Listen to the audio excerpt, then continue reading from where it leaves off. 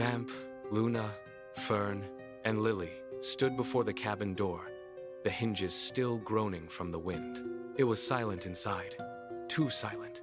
They pushed inside, checking every corner, but the rooms were stripped of life. Dona was gone. A single slip of paper was pinned to the wood, the ink fresh. It spoke of urgent business elsewhere, of a path that could not wait for them. The group exchanged glances, the weight of the message settling in the room.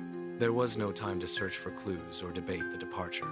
Amy stepped forward, unrolling a map that traced a jagged line toward the border of the hot and cold kingdom. She pointed to a trail leading into the dense, dark brush.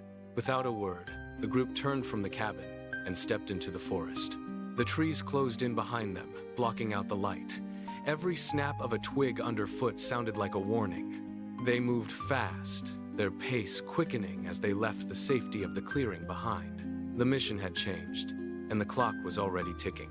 3 days of travel turned the horizon into a blur. The air became a battlefield. One step, the desert heat blistered their skin, forcing them to shield their eyes from the glare. The next step, frost coated the earth and turned their breath into plumes of white vapor. They pushed through the final threshold, the transition so abrupt it left them gasping. They stood before the gates of the dual kingdom. High above, on the obsidian balcony, two figures watched their approach. Queen Aerlis Glacira and Queen Ignicia Solara stood motionless, their presence commanding the silence of the valley. The group climbed the steps, the stone biting cold under their feet. The queens did not offer a welcome. Instead, they pointed toward the northern rim. A titan creature, Queen Ignicia said, her voice cutting through the wind. It ravages the north, consuming everything in its path. Queen Aerlis nodded, her gaze fixed on the map Amy held. The destruction is absolute. You are the only ones left with the strength to intervene.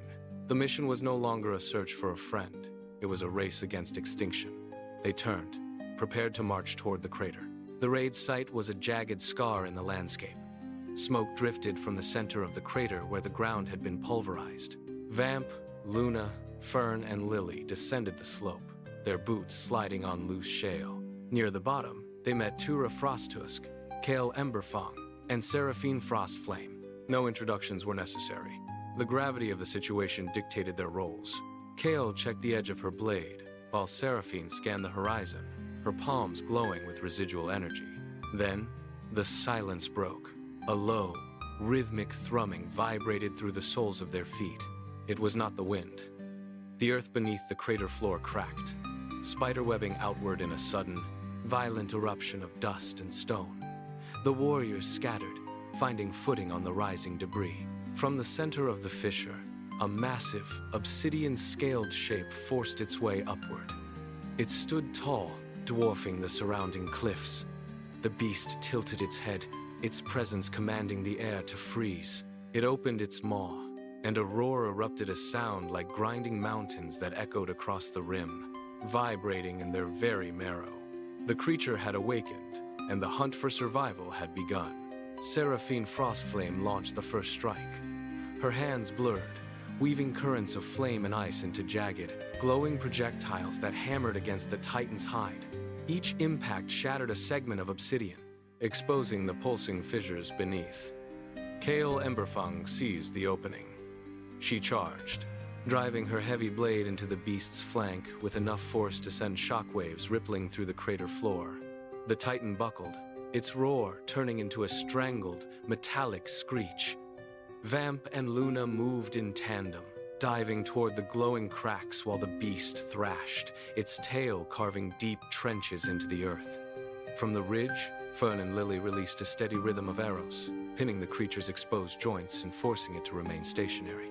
The titan surged one last time, a desperate, blind strike that ripped through the air, but the team did not falter. They converged on the central fissure.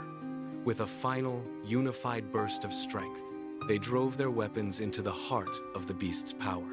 A high-pitched, crystalline fracture echoed across the valley. The obsidian bulk trembled, lost its leverage, and crashed into the basin with a force that shook the surrounding peaks. Dust plumes billowed high, swallowing the crater as the titan fell, motionless at last. The dust cloud thinned, revealing the quiet basin. The Titan lay still, its obsidian form cooling in the night air. Vamp, Luna, Fern, and Lily climbed down from the ridge to rejoin the others. Nobody spoke. The physical fatigue of the last few hours settled into their bones. They gathered in the lee of a rock formation, sheltered from the biting wind. Someone struck a flint, igniting a small, crackling fire that threw long shadows against the crater walls. They sat in a circle, the heat of the flames a sharp contrast to the surrounding ice. One by one, they pulled out whetstones and cloths. The sound of metal scraping against metal filled the silence as they cleaned their blades and tightened their gear. Kyle unrolled the map across a flat stone. It was stained and worn, but the ink lines remained clear. They traced the route, fingers lingering on the next mountain pass. The battle had ended, but the exhaustion in their movements was matched by the focus in their eyes. They knew the Titan was only a single obstacle in a much larger struggle. As the fire burned low, they finished their maintenance and looked toward the north. The adventure was far from over.